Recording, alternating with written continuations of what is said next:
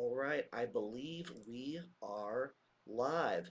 Hello, everyone, and welcome to the Polygon Type 1 Prover and AggLayer AMA and team meet. I am Hudson Jameson. I'm a VP of Community at Polygon Labs. We are the company that makes some of the stuff in the Polygon ecosystem, and we are excited today to talk to some of these teams. I know there's been a lot of announcements lately that we put out about AggLayer and Polygon 2.0 and Type 1 Prover, and they're all really, really cool stuff. But what we're trying to do today is talk about how this stuff affects users in a general way and also explain what they are, from a normal technical level. And then at the same time, talk to the team and, some of the cool stories they might have or some of the insights they might have into how they built this stuff. We also have people who helped us in, developing this stuff, including someone from Toposware. So what we'll do to start all this is we're going to go and introduce everybody. But before I do that, I would be completely out of line to not introduce my amazing co-host, Ayush. Hi everyone. I am Ayush. I work with Hudson in the CDE team, and yeah, excited with working with him. Yeah. So yeah, Ayush has been a long time member of kind of the technical community and the developer community within Polygon, and we're very excited for them to come on today and help and co-host. I love helping as well. I think that the first thing we'll do is do guest intros. So for everyone here, give me your name, your role, and what organization you're in, and your favorite meme or favorite meme that you would want to recreate. So we'll go ahead and yeah, we'll start with Ayush. Yeah, so I just posted the favorite meme that I find really interesting is the Fast and Furious one of Plonky 3 with Daniel, Brandon, and Jordy. So I loved it. Also, one was from the ZK hack at Istanbul with Jordy's face on the stickers and the winner prizes. So yeah, I loved that. Oh wow, who's that in the back I don't know. of the That's car? Jack, Hard. Jackie. Jackie. Yeah, she's Yeah. one of the core devs on Plunky 3. Implemented a lot of Oh, like the low level implementation. Yep. amazing. Amazing. All right. Next up, we'll go with Brendan. Hey everyone. I work with the Polygon Zero team on ZK stuff. I guess my favorite meme. I like all the memes from be a deep cut for people, but yeah. Yeah, feel free to find it and post it in chat if it does come up. All right, and yeah, David. Hey all, I'm David Silverman. I'm over on the Polygon product team. Excited to help get all of these amazing tech into market. And my meme of choice is the dog sitting in the house on fire saying this is fine, as I feel like it's a representation of just every PM's life at all times. So that's my meme. Excellent, excellent. Next up, we'll go with Mahalo. Everyone. When this moment comes, I'm always praying that I'm audible. I have very strong PTSD with all our Discord calls, so hopefully you can all hear me. Give me at least a We can signal hear or you. something. You're all good. Fantastic. I'm thankful. Hi everyone. I'm Mikhailo, one of the founders of Polygon. Mainly focusing on tech side of things, I guess, tech strategy, stuff like that, governance as well. I love memes. One I would pick two. One is this recent one that we just launched with the announcement of the aggregator category. So this one, the evolution of human race, basically from monolithic to modular to aggregated, and finally we are Homo sapiens. So I really love that one. And the second one is probably the bell curve one. I think I just love it. It's just so true that things are generally simple, and people on the left and on the far right side of the curve, they know things are generally simple. So yeah, I really love this one. Awesome. Okay, we'll go with John. Hi, my name is John Hilliard. I work on the dev tools team at Polygon, so generally focused on reliability, testing, scalability of the different blockchain clients. So working on proof of stake or CDK, and very recently Zero. Memes. I like reaction GIFs a lot, so I will use and I also watch a ton of movies, so I'll often make GIFs from movies that I like. For example, like this guy saying anytime in the movie Predator. I say that all the time, and I use it a lot in Slack. So that's probably my favorite. Awesome. And then we got who else? Paul. I'm Paul, also work on the product team here. I do a lot of like tech nerdery and like engineering stuff though as well. I guess technically I'm the director of product research. I try to make ideas become real. My favorite meme of all time is the existential dread meme because there's just something that this captures about true life where it's like, you know what I'm gonna do? I'm gonna do some exercise. I'm gonna not let the existential dread sit in. We're gonna be okay. We're gonna be okay. Awesome. So I think we'll go with okay. There we go. We got one more person. Our friend and guest from Toposware. Go ahead. Hi everyone, I am Hami from Toposware. I'm a cryptographer, and my team and I have been working with Polygon on Plonky 2 and on the Type 1 prover. So I would say that any meme from XKCD is a favorite of mine, but if I had to choose one for the occasion, I would say the GigaChat meme, because first, I'm very partial to the music, and second, I think that it accurately describes anyone on this call. Oh man, XKCD is amazing. And actually, it was my screen wasn't scrolled down. I almost forgot. Will, go right ahead, Will. Hey, I'm Will from Polygon Zero. I work on ZK stuff, lately the Type 1 ZK VM.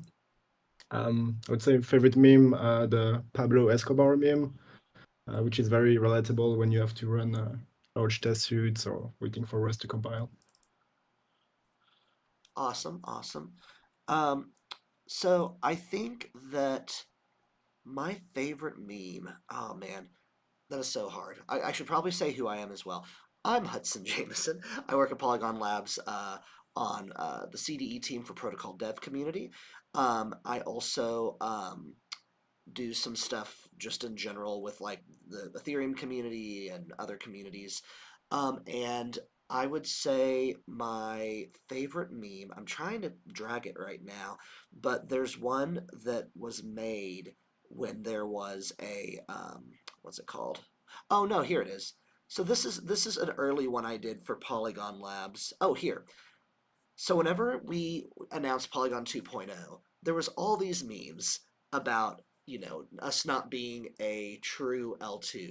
And so this is one thing I made that was kind of, for the time, funny. Another thing I was going to say is there is a meme template that I have not released anywhere that I want to release today for anybody in the chat to play with. This is a meme. Mahalo has not seen this, but there you go. If you can think of something to do with the salt, the food, and Mahalo as the entity, go at it, everyone. Next up, and with that and the chaos instilled, we're going to go through some of the first questions. So to start, let's go ahead and open the document that has the questions. Mahalo, now that I've embarrassed you enough with the image of you with way too much salt, I'm going to go ahead and pass you the first question if that's okay. That's perfectly fine, and it's perfectly fine that I'm getting embarrassed randomly in front of a larger audience. I'm kind of used to it at this point. There you go. We're Okay, sharing so excitement about me getting burned next to the swimming pool at the offsite in Barcelona. So yeah. Oh gosh, It's yeah. No, not we the need first some more time. Mahalo falling asleep at the swimming pool at the hotel and sunburning their whole I'm body starting memes. to enjoy it. I'm kind of starting to enjoy it at this point. Amazing. So, Mahalo, just to start out, and this is to give just a background on what we're going to be talking about today. What is Polygon's vision for like unified liquidity in Polygon 2.0, and how does the aggregation layer play into that? Yeah, sure. So maybe just to take a very quick step back, kind of to zoom out a little bit and try to, again, say or remind ourselves, why are we here? Why Polygon? Why are we doing all this? And what do we actually want to do? What do we want to achieve and do in the world, right? So the vision behind Polygon is to create infrastructure that will power this global, what we call global value layer or global network of value. So over the past couple of decades, we have been able as a society to establish this global network of information that we call the internet, and that has transformed the world in kind of profound ways, right? And we kind of democratized access to knowledge, to information, and that has had quite a bit of impact in the world. And anyone from any remote kind of part of the world now can attend an MIT computer science course or acquire, types of knowledge that were not simply possible or available to larger audience to kind of acquire. And we believe that's a very kind of noble achievement for the society. What we're missing now is this kind of similar network, but for value. So we have, even though we have democratized access to information and knowledge, access to global economy and to transferring value, to interacting with each other in this kind of economic way is not democratized. We have, I think, between 2 and 3 billion people that are still unbanked or underbanked, etc. So our goal, what if we as a society can create this network of value that can allow anyone to create, transfer, receive, or even program value, right? So this is kind of the vision. This is what we want to achieve with Polygon. So our mission is to try to really create this infrastructure that can support this vision, that can make this vision a reality, right? With Polygon 2.0, that we this set kind of changes and upgrades and kind of consolidation of all the tech efforts that we have within Polygon that we announced 6-ish months ago.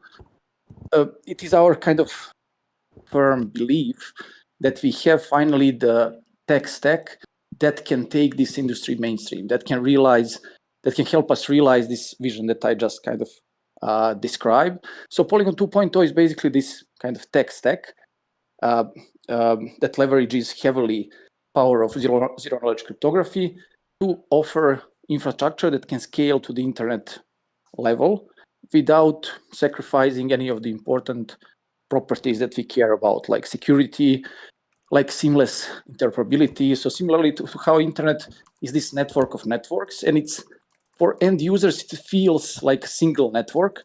We want ideally the same for this value network that we want to create.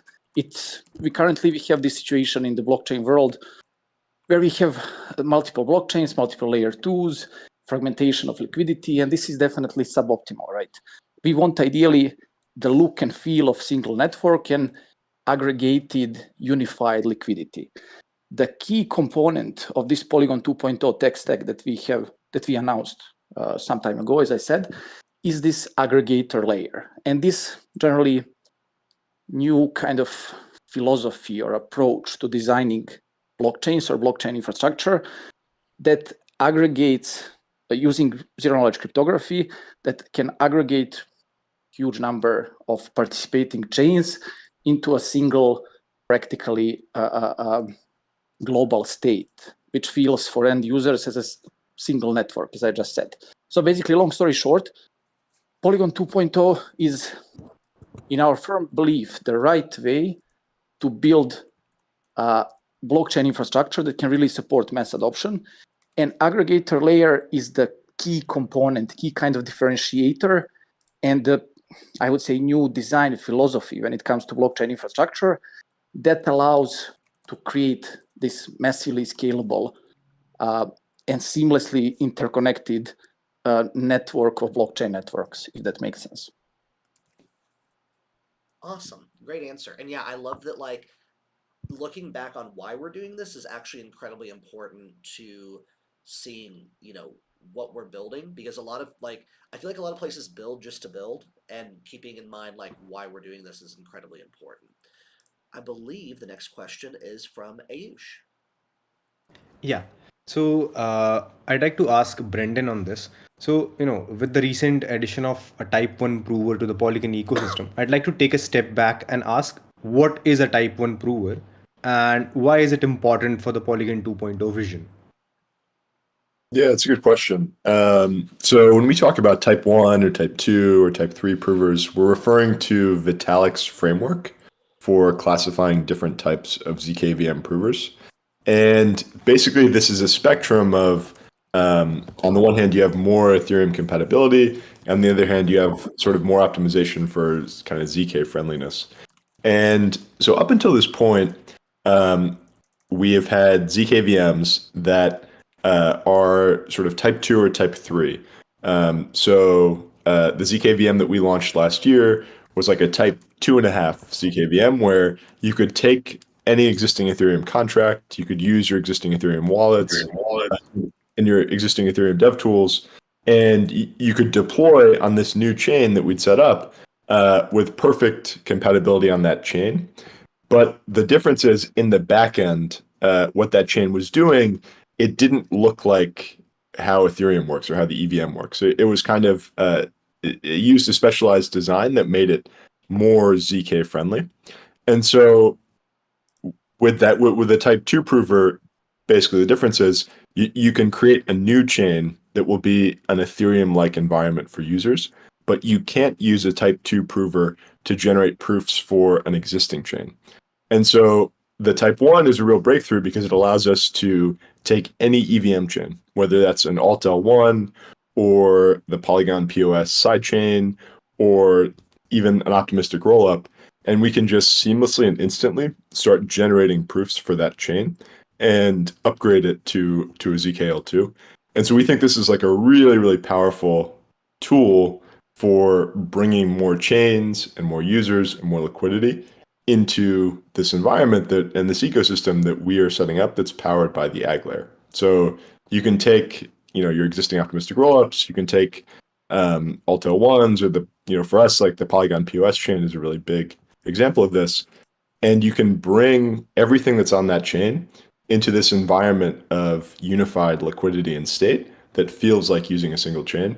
And so we think it's like a really powerful part of this this vision that's centered around the AggLayer. That's such a great answer on that. Yeah, and the addition of this to the concept of and the things that we've done with the AggLayer is quite fascinating. And with that leads to my second question to David Silverman. Uh, what are the ways that as a user of me directly noticing the benefit of an AggLayer and the Type 1 prover? Also, Yeah. could you assist me with an example that could be, how assets can move simultaneously, seamlessly between multiple chains? How does that work like? Of course, yeah. So I think there's two components. There's the ag layer and the type 1. And the key thing the type 1 prover is it's going to allow more and more chains to plug into the ag layer. The ag layer is this interoperability system that allows us to really redefine what it means to transact in Web3. One of the super exciting things I'm excited about when it comes to the ag layer is probably the first thing a lot of people are going to notice is a much better means of onboarding into Web3 applications on L2s. Currently today, the common flow, right? You get some Ethereum, or you get some tokens, you bridge them into ZK EVM, for example, or POS, and then you go into an app. With the AggLayer, one of the amazing things is it doesn't just connect all of the Polygon CDK L2s, it also connects Ethereum as well to that system. And so you can go directly from holding ETH on Ethereum to I've deposited that into Aave on POS, or I can start with Matic on Ethereum and end up with USDC on ZK EVM going through QuickSwap along the way. Or I can be sitting over on ZK EVM and send my USDC over to A Star and immediately go into Kiom. And so there's tons of really amazing flows when you don't have to worry about what chain you are on necessarily. And I think that's kind of the big narrative is the ability to have applications, really kind of adjust their flows to take advantage of contracts written on multiple chains. So again, the short term, what users are going to see, just really great onboarding and the ability to really target and use applications on any chain in the CDK ecosystem, regardless of what you're connected to at a given time. Got it. So usability of applications and fluency would be definitely increased. Yeah. That's a great answer. And I'll direct it to Hudson. I believe the next question is from Hudson. Awesome. Yes, absolutely. Before I do that, though, I believe we have someone else coming in. That's going to be Zach Brown, I believe. And Zach, what we were doing earlier is we were giving our name, what our role is, and where we work, and then finally, if what is your favorite meme or meme that? How did I word this again? Oh, your favorite meme or a meme that you would want to recreate. Okay. Sounds good. I'm Zach. I work on the Polygon Zero protocol side of things. In particular, that is thinking about how do we actually leverage Plonky and the layer one or type one proving system in a production environment. And I would say my favorite meme is probably the mid-wit bell curve meme. I find that to be just really satisfying in a lot of different circumstances. So I would say those are that would be my favorite if I had to pick one. Awesome. That's the same one that I picked, by the way. Oh, it's the same one Mahalo picked. Oh, really? It's a good one. Yep. And Zach, actually, if you don't mind me just tossing something to you real quick, just because I know this is very important for kind of the rest of the discussion here. What is Plonky 3 and how does it fit in with, all the stuff going on with either the Type 1 Prover, AggLayer, Polygon 2.0? What's its importance and, is it done? Where are we at? I'm probably not the guy for the Plonky 3 question. I think if we have Daniel on here or Brendan might be better equipped for the Plonky 2 part in particular, the Plonky 3 part in particular. Gotcha, no problem. We actually do. I think is the next one, Brendan. I'll check it out. Yeah. Okay. So, Brendan, when it comes to the new edition of the Type One Prover, we get this question: why do we need multiple provers at all when there already exists, stuff in the current Polygon zkVM ecosystem, and that kind of, talks about some of the stuff that's even talked about in chat right now. We just came out with the zkVM and their prover, and then now we have this prover. So how does all of that fit in with all these fun words like Plonky 3 and prover? Yeah. So I would say that the way that I would look at this is not as a completely separate prover. So this effort is building a really performant zkVM prover that has I would say it's a type 1 and a type 2 mode. So right now the type 1 prover is really exciting and allows us to do this thing that we couldn't before, which is to generate proofs for existing EVM chains. But we still obviously want a type 2 prover for the situations in which having a type 2 makes sense. Like if you're starting a new chain and you really care about transaction fees, we can reduce fees with a type 2. And so what's going to happen is all of the innovation and all the speed ups that were required to make a fast enough zkVM prover to prove real mainnet Ethereum blocks, those are going in the type 2. And so we're going to have effectively one prover with two modes that can accommodate kind of the range of zkVMs that anyone would want to use. And so I think that's like a really exciting thing that we will have this convergence and this unification of technology that will lead to a really, really performant solution. And then in terms of how Plonky 3 fits in, so the current zkVM Type 1 is built on the Plonky 2 Starkey tech stack. So it uses that prover as the underlying proving system that it uses to generate proofs. In the future, we are going to be transitioning to Plonky 3, which is an even more performant proving system that we are going to start talking about in more detail, I think, next week. We have some really exciting research that's going to come out this week or next that we've been doing in conjunction with Starkware. And we think that it's going to be a really exciting efficiency and cost improvement. Awesome. Thank you so much for that answer. So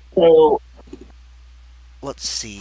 Oh, so I'm going to go ahead and, for this next part, pass the mic to Brendan, because in this call, we have a lot of different people here from Polygon Labs that are part of the team that built the Type 1 prover. So we'll go around and ask questions about some of the exciting things they've accomplished as part of that team, in addition to other team members here.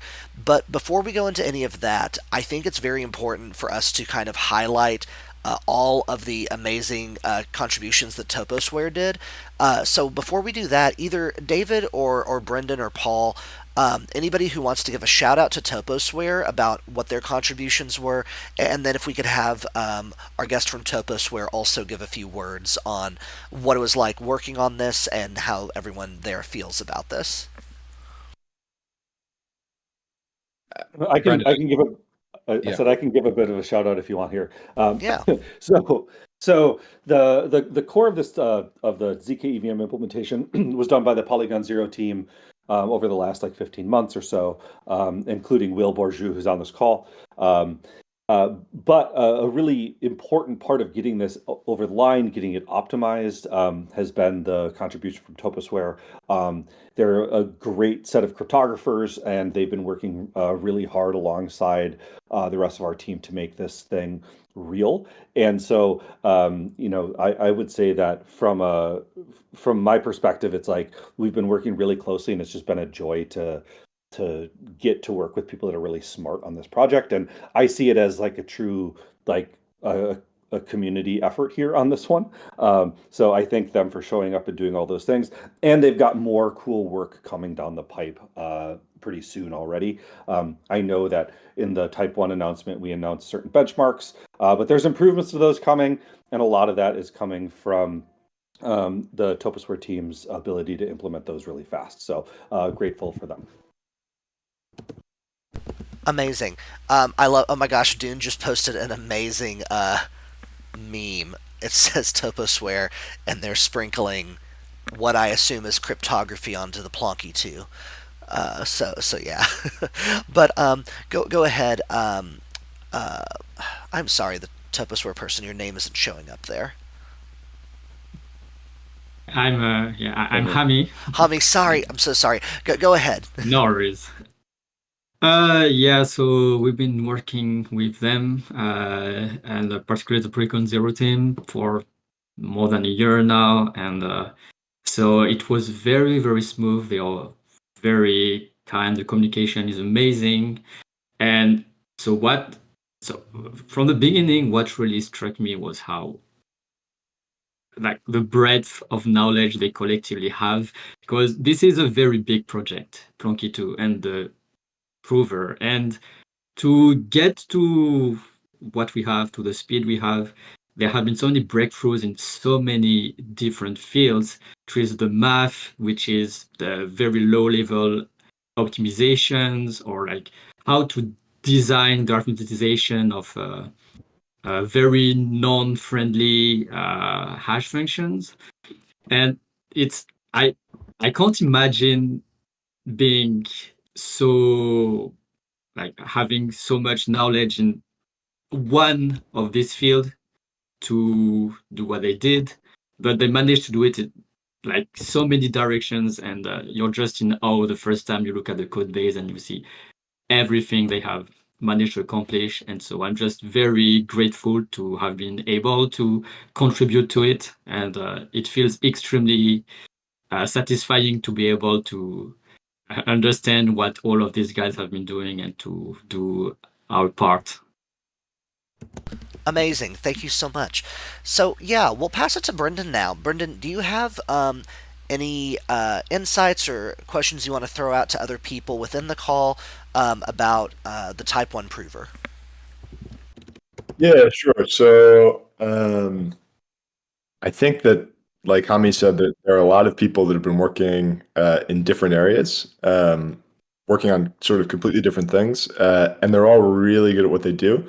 And so maybe a good place to start is with Zach and John. I think it's fun to talk about proving systems and how we're speeding up field arithmetic and all that stuff. But like in order for this to be in production, you need a good way to manage distributing proof jobs and like distributing recursion across the recursion workload across a bunch of different computers. And Zach has done a really good job in building this tool called Paladin, which is a really cool. I'll let him explain it, but it's a really cool way to like distribute these jobs and to express them in a way that makes sense. And so maybe Zach, if you could kind of explain a little bit about your approach and kind of how it works, and then John, I know last week we went into what it's been like testing, and then how sick and twisted you are about or when you come up with pathological EVM transactions. But it'd be great to hear from you as well. Cool, thanks, Brendan. Yeah, so one of the first observations I had when looking at the way that we aggregate proof across a single block and multiple blocks is that they, for all you abstract math nerds out there, they sort of follow a monoidal algebraic structure. And so there's some really interesting optimizations that you can make as a result of that. And you can think if anybody's familiar with the notion of MapReduce, which was popularized by Google in the sort of mid 2000s. Essentially, there's these are functional, in the sense of functional programming, higher order sets of operations that can be easily parallelized if structured in the right way, sort of algebraically. And so we've open sourced this library called Paladin, which allows you to write distributed programs in a sort of MapReduce fashion, but do it in a way that you're not having to deal with a lot of configuration and infrastructure. You more or less just write Rust code, and the library takes care of distributing that workload across an arbitrary set of compute nodes. And yeah, it's open source, so check it out if you're interested in that sort of thing. But yeah, in summary, it allows us to specify in Rust code, we can invoke Plonky2 as if we were writing a sort of in-memory synchronous process, while under the hood it's actually seamlessly distributed across an arbitrary set of nodes. So yeah, so the type 1 prover that we're rolling out and that we've been testing with is actually using Paladin under the hood, and allows us to, again, write our proof aggregations in a very simple way without having to worry about the distribution of the workloads across multiple nodes. So it makes the actual binary that we're shipping to containing the prover to be quite simple and easy to understand and easy to modify. I like the Paladin tagline is bringing divine order to remote task execution. I thought that was creative. But, that's I really figure out a way to a tagline that factored in the sort of essence of what Paladin feels like. That's like very Dungeons and Dragons coded. Yes, exactly. Yep. And so I guess John, maybe you could talk a little bit about your experience and what it's been like kind of working with provers and all of the kind of eccentricities of ZK systems. Yeah, well, it's interesting. I'd say like the challenge has been more in terms of performance, which I'll talk about a little bit. But in terms of Paladin itself, and compared to like other either node or proving system type deployments that I've worked with, Paladin actually makes it very easy to set up. Like there's almost like no kind of like administrative or setup needed. It's kind of like you plug it into RabbitMQ and the rest kind of takes care of itself. So from an operational perspective, Paladin makes it extremely easy to work with these like very complicated proofs and proving systems. And so that's been sort of a pleasure to work with from a configuration and deployment perspective. In terms of like getting up to speed and like really getting into the optimization part of it and getting it functional, that's been like a real a fun challenge, I think. And part of the process that we've been following is to try to come up with boundary case types of transactions, transactions that do very weird things and are meant to try to break the systems that we're running. And so, like for example, we would have smart contracts that would use every single opcode within a single transaction, including the weird ones like self-destruct and stuff like that, or contracts that it's just a big contract that's filled with just jump destinations, and it just loops over all of them over and over and over again, because that from an operational perspective is like the most kind of space you can take up in the stack in terms of execution and the number of program codes that are going to run. And or for example, just something that is contracts that self-destruct while they're being created. And those have been some of the really complicated types of transactions that we've been stress testing the type 1 prover the last few weeks and months over. And that's been a real pleasure to get to know the prover and also work with the team indirectly to say like, hey, we found a new weird condition that we never thought of before. So that's been a lot of fun. That's awesome. I guess Paul, what has it been like on the cat herding side? Trying to get because I think people don't necessarily understand how the sort of development workflow is kind of different, right? Because we have like R&D that's so close to the product engineering, right? Like we have proving system optimizations that feed into constraint optimizations, into kernel optimizations, and then out to the orchestration side. Yeah, What's it's that been like? I think a lot of people here, or a lot of people that like deal with software engineering these days, like are basically built for a web world where it's like, I wrote some code. That code basically took some JSON, added some fields to it, maybe did some authentication, created some other JSON, and got out the door. And if it breaks, I just do another redeploy. The thing that we need to do here is a little bit closer to like this weird combination of hardware engineering and product engineering at the same time, because the level of lift for creating the ZK provers is pretty difficult, right? And requires a core level of diligence. But then the level of lift needed to create all the infrastructure is much more kind of like a standard infrastructure project. So I don't know really much what to say about it except for like it is actually like rather complex and also quite fun. I would say that if there's anybody out there who is sick of their current job where they're basically shoveling bits between things and they want to look at working on something that actually deals with the power of the hardware that you're using, kind of wants to build distributed systems that really function well, wants to think about hard problems on a daily basis and have nerdy conversations like the one that Zach was just having, every day with a group of people. I would say, take a look and see if there's, when we have open roles, see if there's anything that you'd like to join and work on with us here, because there's a lot of work to do. And it's all relatively difficult, which is fun.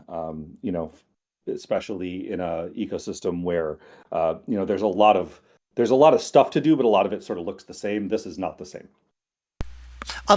Jumping in real quick, I know that it is past the top of the hour, so if there's anyone who needs to drop off either for future meetings or stuff like that, feel free and give a goodbye in the chat or a goodbye here. But otherwise, everyone's also welcome to stay on. We're going to be going a little bit after 15 past the hour, probably, just because we have so much good discussion to have. So yeah, back to you, Brendan. Cool. Thanks, Hudson. I think it's like something that's really different from other things that you'd work on, even in crypto. And I think that one way to look at it is like, and Hami, I'm really curious for your view and your experience. But it's sort of like you're designing this like computer that operates in sort of in this mathematical model that's like kind of weird with constraints and using field elements as your basic types. And so, Hami, I'd be curious, like, what have been sort of the interesting things, the challenging things about working on the ZK VM? So it was a real experience for me personally because I was not trained in low-level stuff, or like I had only barely touched it. And when I discovered that to make a VM or the EVM, you have to actually code in this assembly language. And then even like the assembly operation, you have to code them yourself with the Prover framework. It was a very shock because my favorite programming language was Python. I was thinking that C++ was too low level for my taste, and then I had to take a deep dive in the lowest level I've ever seen. But it's really fun to have this kind of limitation that you don't have on a normal computer, and to say, okay, there's something that everyone knows how to do that is really simple in the normal world. Now we're in the ZK world, and it's become incredibly difficult. And you have to ask yourself questions that you have never asked yourself before. And it's really like this feeling of having accomplished something is really weird, because on one hand you're like, oh, I finally did it, and on the other hand you're like, this is supposed to be so easy. Like, I managed to prove that A is lower than B, which is not supposed to give me so much trouble, but it did. Yeah, I think that's a good way to look at it. And then so Will, I'd be curious to get your thoughts on kind of a version of the same question where you really took the zkVM from something that was like sort of like a POC, you kind of see how it would work in the future, and really did a lot of the work to get it to its current state. And so I'd be curious what was kind of interesting, what was challenging for you, and what your experience was.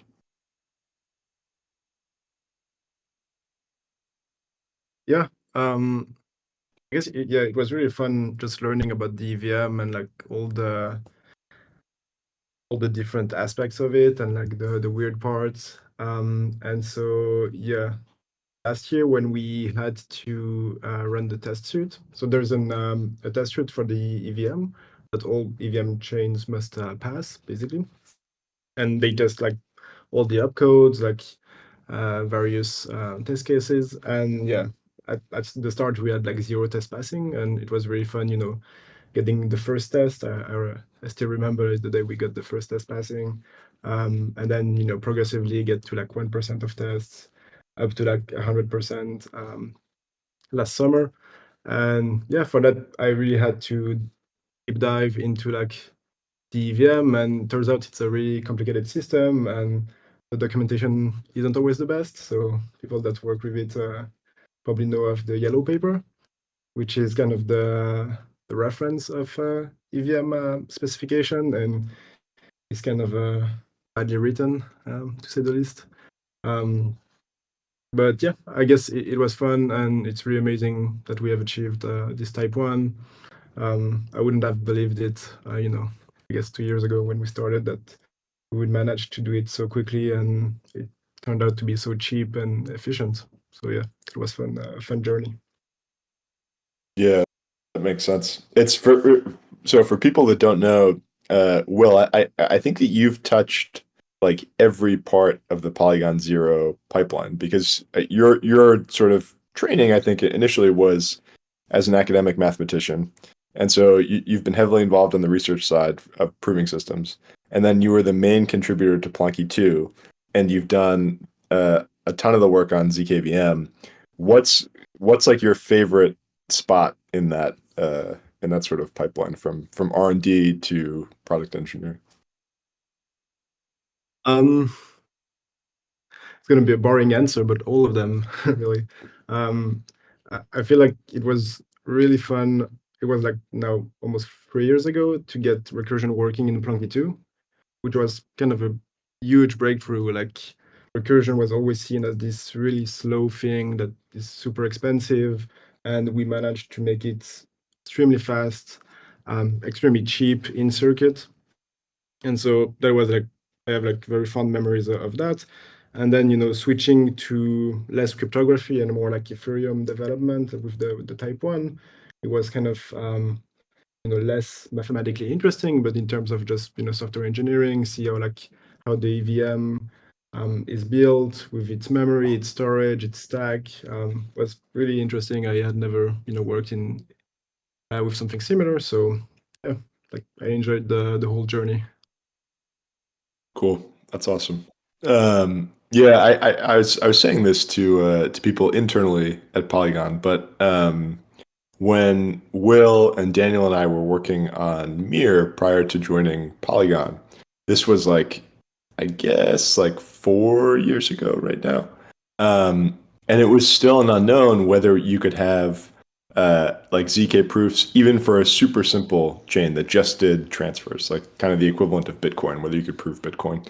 And it's been like a really interesting experience to be part of the development of a technology that's kind of gone parabolic, where in 4 years now we're doing something that I don't think anyone thought was possible in the near term back then, which is to generate proofs for Ethereum, for like real Ethereum mainnet blocks, and to ZK proof Ethereum. And so I think that that's been like kind of a crazy uh, journey over the last 4 years, because the technology has progressed so quickly, and I think that people like Will and Hami and others on the Zero team have really been responsible for a lot of that development. And so I personally have contributed, I would say, very little to the R&D progression of zero knowledge proofs, but it's been a real privilege to be able to work alongside them. It looks like we have some questions. Hudson, should we just switch to Yeah, we're gonna switch to AMA now. Yeah. In the chat, it looks like I posted that if anyone has an AMA question, we'll go ahead and take them. Just type them into the chat, and then we'll direct them to who we need to go. A lot of the time, that'll be Brendan, who will then direct them to other people. So, Ayush, go ahead. Yeah. I see someone from Random-ish Walk. So there's a question. In Equilibrium, who or what types of individuals, organizations do you expect to run your provers? So that's first question. Yeah, I can answer that. So for us, we initially will be running the provers, but the interesting thing is that there's been a ton of development over the last few years in ZK hardware companies that are basically building toward this vision of really, really efficient, sort of high performance, high availability proving services. And then at the same time, there have been a lot of projects that have launched as decentralized prover networks.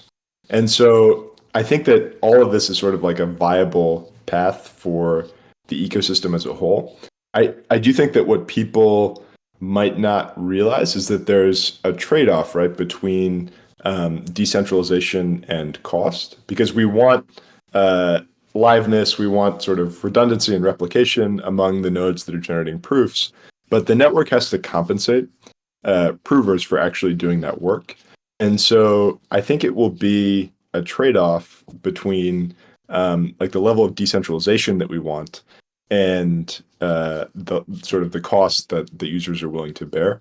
And so I think that we'll see that play out over the next few years. And I'm really curious to see how that dynamic ends up taking shape. Got it. I guess a randomish walk, first of your questions was answered.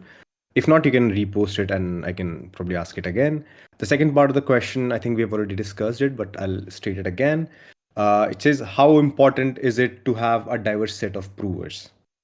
Yeah, so I think it depends on who you ask. I do think that if you have if you're working with a proving service that has very good DevOps and sort of guarantees high availability, then I don't think that that's really a problem from a decentralization perspective. Like, there's not like in my mind, there's less of like a tendency toward monopoly there, because it's really difficult for the proving service to establish itself as like a rent-seeking entity. The proving service can always be replaced. There will always be other proving services that will compete on cost.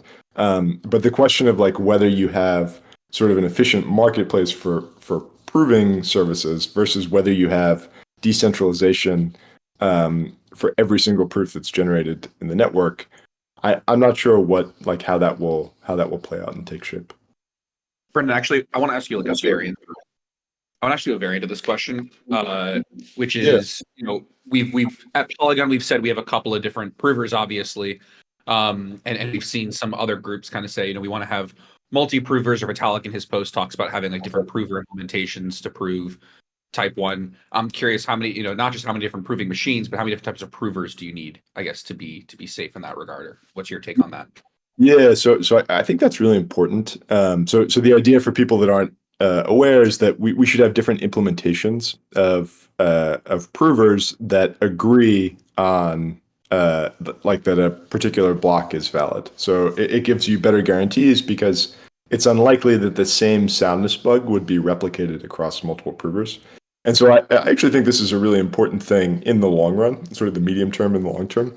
I also think that it's important to have like what Risk Zero is doing, which is to compile an existing EVM client into to run on a zkVM. I think that's a really interesting research direction. Obviously, the efficiency isn't quite there yet relative to kind of like a hand coded zkVM, and so I think for the next few years, like the approach that Polygon is taking will dominate. But we definitely have some ideas and some direction for how to get to the type 0 as well.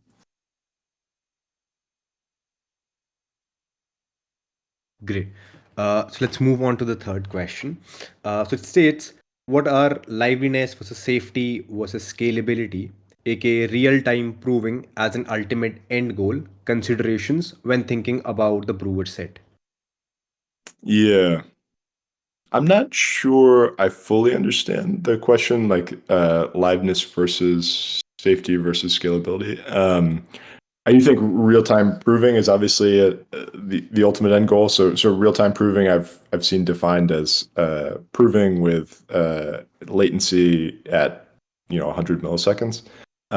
We are a long way from that at the moment, but I think that if you look at the exponential improvement of the technology so far, it's certainly feasible that at some point in the future we could get there.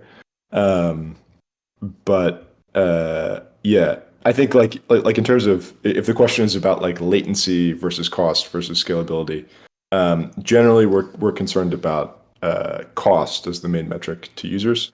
Latency we have a decent amount of control over, based on how much we parallelize. Yeah. Yeah, I think he mentioned in the same answer that you have answered this earlier. It's more or less on the cost side of things. I see. Yeah. Moving next, I think we have a question. What is Toposphere? Is it a part of Polygon? Hami, do you want to answer what Toposphere is? And it is not currently a part of Polygon. Currently, you mean? No, we are not part of Polygon. We are just an external company. It would be easier to just maybe post a link to our socials or our website to explain what we are. We are not doing the same thing as them, and we have our own like software own project. But we've been collaborating, especially on Plonky 2 and on the Type 1 prover. So we've been involved in basically trying to make the existing prover when we join Ethereum complete. So having all the opcodes working, and then also for some of our use cases, we added some features to Plonky 2. For example, we added lookups to the Plonky 2 snark prover. And at some point we were like, oh, well, we're basically have this common goal of having this Plonky 2 prover be able to prove Ethereum. And so we associated to make it possible. Awesome. I was going to mention, off the cuff, if I were to just describe Toposware, I'd say it is a pioneering cryptographic research and they're engineering global scale distributed systems technology, and they're committed to solving the hardest problems to advance open internet standards. Just off the cuff, not for any description.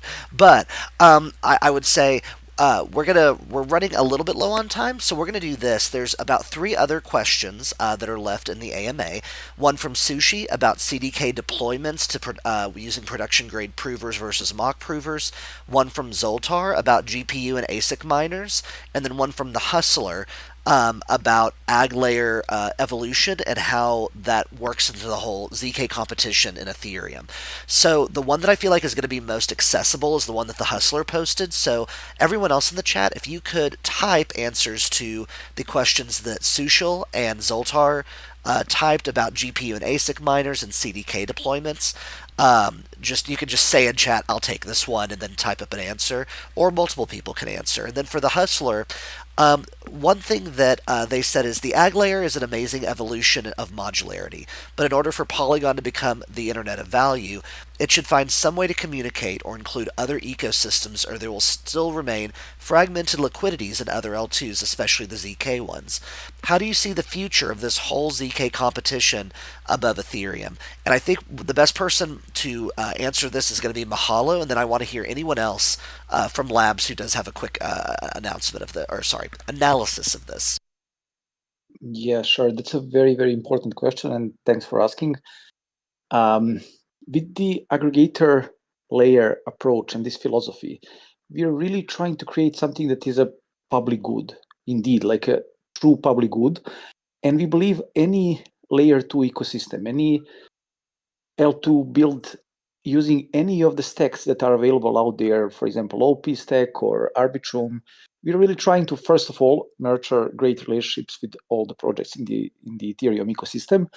And second, we believe the aggregator layer really offers that kind of value add, and it's not extractive in any way. So we really don't see a reason why any of these other chains built, again, using these other tech stacks will not plug into the egg layer and benefit from seamless interoperability, shared liquidity, etc.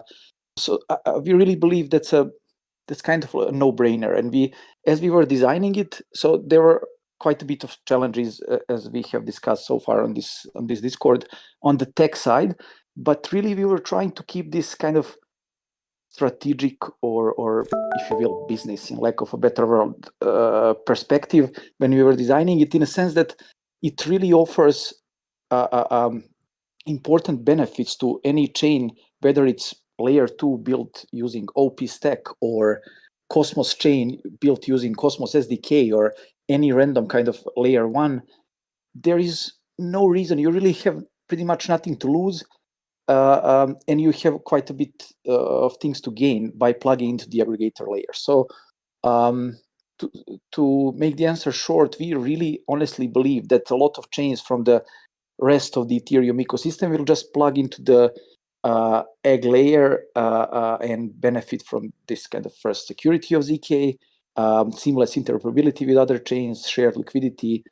So that's definitely our expectations, and we're working on that actively. We have had quite a bit of conversations with other layer 2s in this regard, and we're going to continue working in that direction. We really believe this is a public good, and it's not built only for Polygon. It's built for the entire ecosystem, really. Amazing. Is there any other comments in the chat about that question? No, I think Mahatma nailed it. Yeah, I agree. Absolutely. Someone also said, great job of the Type 1 prover. There's another question in the chat about making the prover open source. If anyone wants to answer that in the chat. Can I actually take this? Yeah, sure. It sounds important. So this has come up a lot, and I think it's a really good question. And can you say the question real quick, just in case people are listening on audio? Yeah, it's basically like, okay, you've created this amazing tech, you've invested all this R&D, and so you have this Type 1 prover that's unlike anything else in the industry, and you've made it open source, which means that by definition, anyone else can take it and use it. Any optimistic chain can upgrade their optimistic rollup to a ZK rollup and take advantage without really paying anything back to Polygon. And so I think that this is a fair reading, but I think it misses the importance of the AggLayer. And for us, all execution environment technology will become commoditized. Like whether it's fraud proofs or ZK proofs, I think fraud proofs will become obsolete this year, but even ZK proofs will be open source, and and they'll be available for any chain to use. Like this is the Ethereum ethos. This is what we want to do in crypto, and it's something that's very important. But I think that the important thing is that what you should be building as an ecosystem is a way for chains to unify value and liquidity and their user bases. And fundamentally, that's what we're building with the AggLayer. And so from my perspective, I hope that as many chains as possible decide to use the type 1 prover. And I hope that they realize that it's purely a win-win, as Mihailo said, for them to participate and onboard into the AggLayer. Because if they have economic value on their chains, they'll be able to access liquidity and the existing users in the Polygon ecosystem. And vice versa, the Polygon users will be able to access, whatever NFTs or DeFi primitives or whatever exists on their chain. And so I think like our perspective is not how do we create a moat around a single chain and make that chain super competitive. It's we know that we need to power a multi-chain ecosystem in order for crypto to scale and for us to reach mass adoption. And we think that the best option for doing that is the AggLayer. And so however we can get more chains to participate and to plug in to this piece of what we believe is foundational infrastructure, that's better for us. It's better for all chains. And so we think that it will be a purely positive sum interaction. Amazing. Love that. All right. So to finish this out, we'll go ahead and do some final thoughts from everybody up here. Also, if you look in the chat, I just posted a Twitter link. It's a list of 10 tweets in a thread, and each one has a different resource, whether that be a document, article, or video on the AggLayer and Type 1 provers. So please go there and share it with your friends if anyone's curious about diving deeper into this. It also has a link to this video that will be on YouTube immediately following this when the stream ends. So yeah, we'll just go around and give kind of final thoughts. Let's start with John.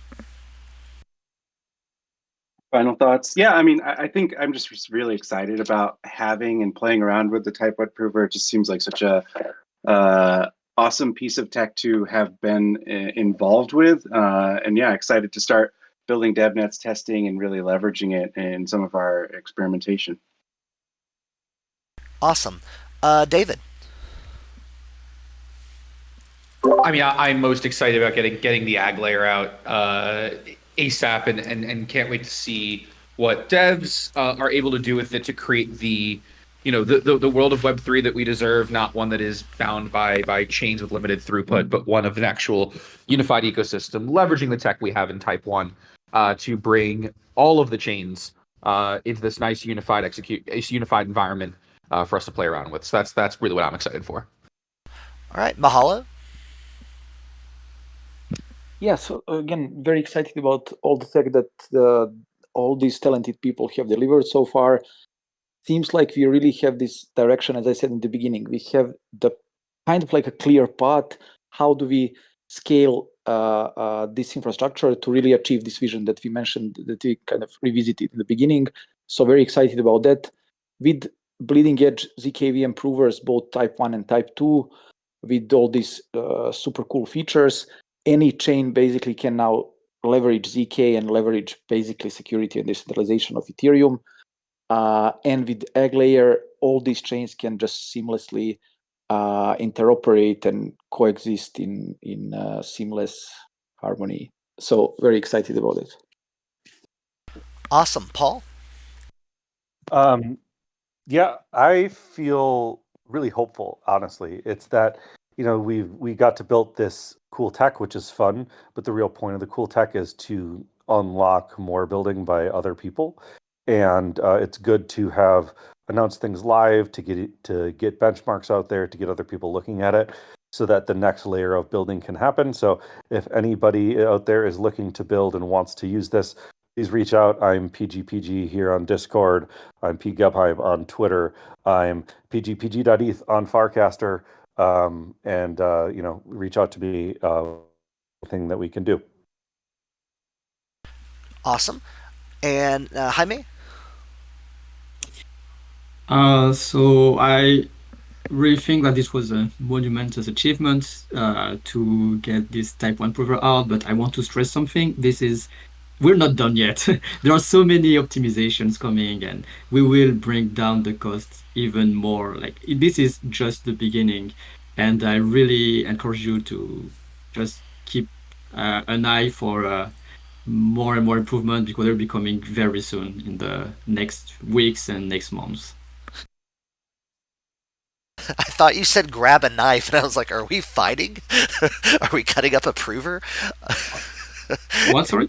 I said, I thought you said grab a knife, but you didn't say that. Oh, You said something else. I'm not sure what we're referring to, but no, please don't fight. Okay, so Will, go ahead. Yeah, I'm really excited to see how people are going to use the Type 1 prover. It's like a really great innovation, and I'm sure like a lot of teams, both inside and outside Polygon, will be really creative with it and build some amazing stuff with it. So yeah, just looking forward to see that. Ayush? Yeah, so with the part of, as David Silverman said, I'm really excited for AggLayer coming out and trying it out. So yeah, that's something that I'm really excited for. Great. Zach?